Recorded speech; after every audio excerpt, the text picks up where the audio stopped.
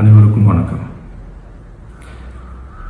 என் லைஃப்பில் இந்த மாதிரி ஒரு பெயின்ஃபுல்லான ஒரு சுச்சுவேஷனை நான் ஃபேஸ் பண்ணதே கிடையாது. மனசு முழுக்க வலி வலி மட்டும்தான். இந்த சுற்றுப்பயணத்தில் என்னென்ன மக்கள் பார்க்க வராங்க, அதுக்கு ஒரே ஒரு காரணம் தான் அவங்க என் மேலே வச்சிருக்கிற அன்பும் பாசமும். அந்த அன்புக்கும் பாசத்துக்கும் நான் எப்பவும் கடமைப்பட்டிருக்கிறேன். அதனால தான் இந்த சுற்றுப்பயணத்தில் மற்ற எல்லா விஷயங்களையும் தாண்டி மக்களுடைய சேஃப்டி, அதில் எந்த காம்ப்ரமைஸும் பண்ணிடக்கூடாதுன்றதுக்காக தான் அது என் மனசில் ரொம்ப ஆழமாக இருக்கும் அந்த எண்ணம்.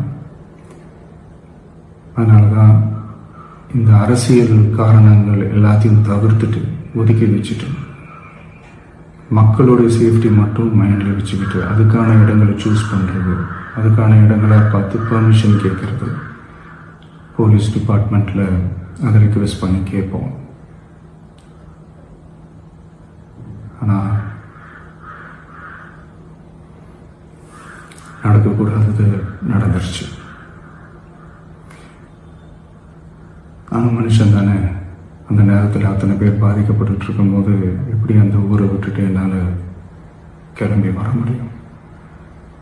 நான் திரும்ப போகணும்னு இருந்துச்சுன்னா அதை ஒரு காரணம் காட்டி அங்கே வேறு சில பதட்டமான சுச்சுவேஷன்ஸ், வேறு சில அசம்பாவிதங்கள் அந்த மாதிரி எதுவும் நடந்துடக்கூடாதுன்றதுக்காக தான் நான் அவாய்ட் பண்ணேன்.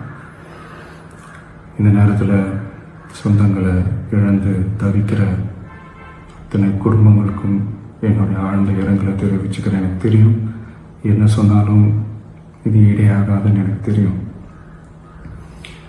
ஹாஸ்பிட்டலில் ட்ரீட் பண்ணிகிட்ருக்கிற எல்லாருமே சீக்கிரமாக க்யூர் ஆகி வரணுன்றதை இந்த நேரத்தில் நான் வேண்டிக்கிறேன். கூடிய சீக்கிரமே உங்கள் எல்லாரையும் நான் சந்திக்கிறேன். இந்த நேரத்தில் எங்களுடைய வலிகளை, எங்களுடைய நிலைமையை புரிஞ்சுக்கிட்டு எங்களுக்காக பேசின அரசியல் கட்சிகளை சார்ந்த நண்பர்கள், தலைவர்கள் அனைவருக்கும் என்னுடைய நன்றியை தெரிவிச்சுக்கிறேன். கிட்டத்தட்ட ஒரு 5 மாவட்டத்துக்கு பிரச்சாரத்துக்கு போனோம். இந்த மாதிரி எதுவுமே நடக்கல. ஆனால் கரூரில் மட்டும் ஏன் எப்படி நடக்குது, எப்படி நடக்குது? மக்களுக்கு